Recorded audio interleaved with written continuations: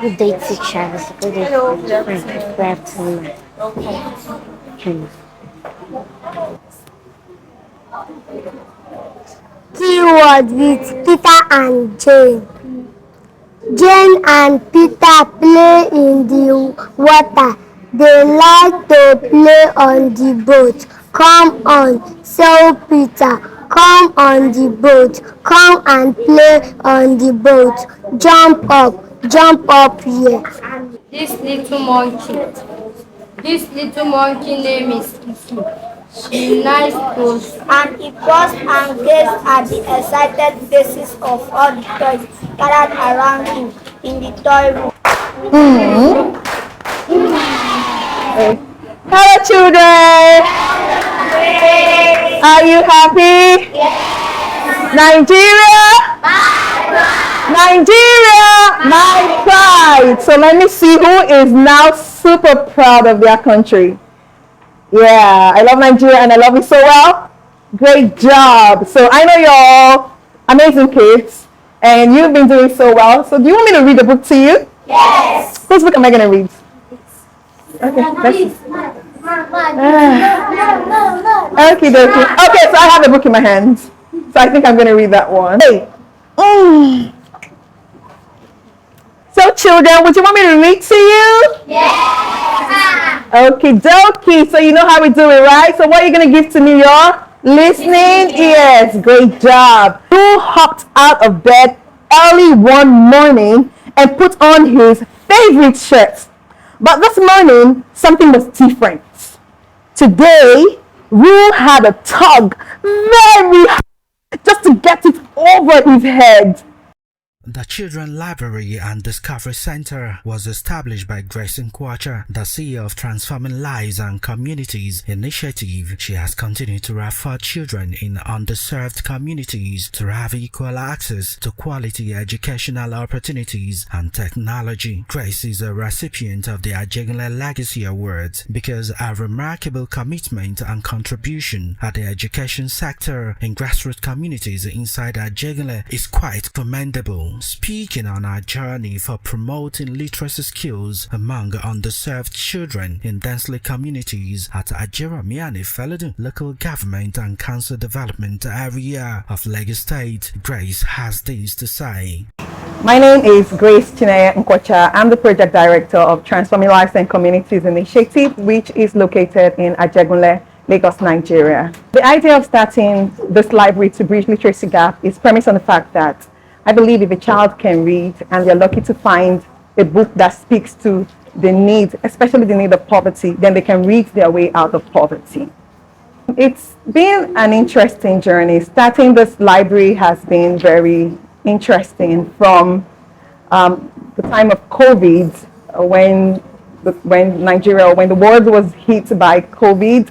And I saw that the children in Ajegunle were just, on the streets because of the internet gap. They were in learning. So I told the team that we can actually convert our office to a space where these kids can still have access to what, they would ordinarily not have because they are at home. There's no internet. So we changed the library we changed our office into a place filled with books and technology, computers.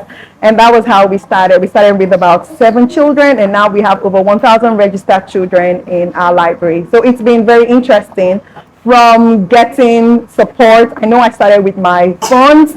I remember paying the rent at the former place where we were at for 2 years before we started getting donations and support from people. And this beautiful space where we are right now was kindly donated by the local government chairman of Ifelodun LCDA in person of Honorable Okeowo Olufemi, and we are so grateful for that.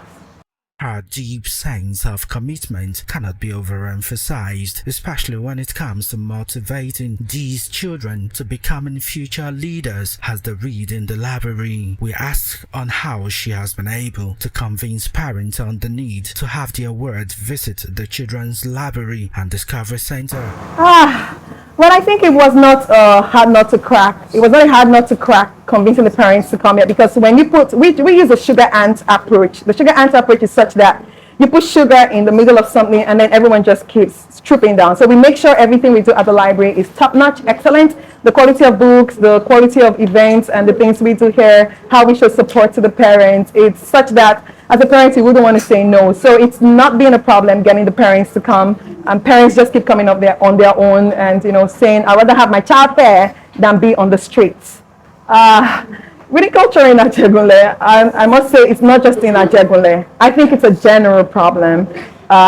People are not reading for per se knowledge sake. You know, people are just reading to have an information that they can, you know, go by. That's why if you check social media these days, people just see they just see an information, they take it in, but not for knowledge, not for thinking purpose.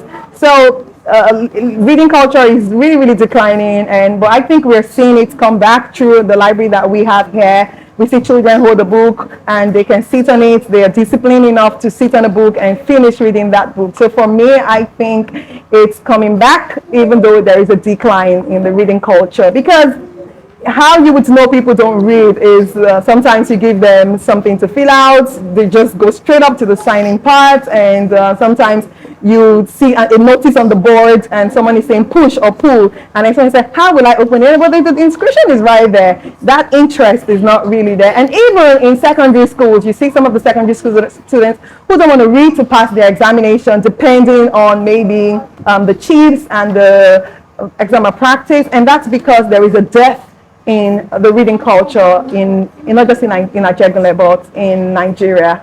And with this library, it's something we are trying to bring back to life, the reading culture. Yeah.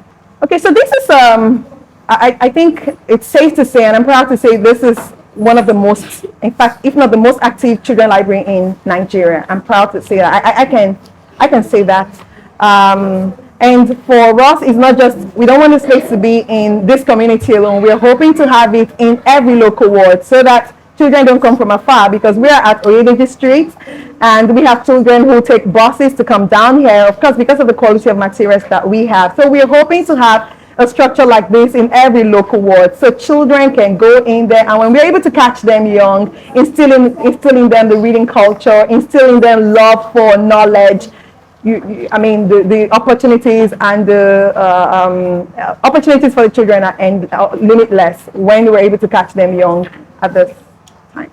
Having documented the journey of Grace Nkwocha in grassroots communities through transforming Ajegunle projects, the Children Library and Discovery Center is a window of opportunities for adolescents in Ajegunle to view the world through exposure to books that are educating, and in this regard, the children will become exposed and will be able to compete favorably with their peers outside Ajegunle. The economic challenges associated with maintaining the Children Library and Discovery Center is perhaps financially tasking, but to Grace Nkwocha, aside investing our personal funds to keeping alive our dreams of promoting literacy skills among adolescents in Ajegunle, she has been able to weather this storm with generous support from government and the grassroots. She said the central focus of the Ajegunle Legacy Award is premised on the grassroots impact of individuals and brands for global relevance. Grace Nkwocha, a first-class scholar of English education, has earned a place in the Hall of Fame of Ajegunle Legacy Academy. She has contributed to the growth of human development with her innate talent, sheer passion, and dedication to improving the lives of the underserved children in densely populated communities of Lagos, Nigeria. This is the time to celebrate a woman of valor and excellence in the city of Ajegunle. This is your legacy, Grace Nkwocha, and we are proud to celebrate with you.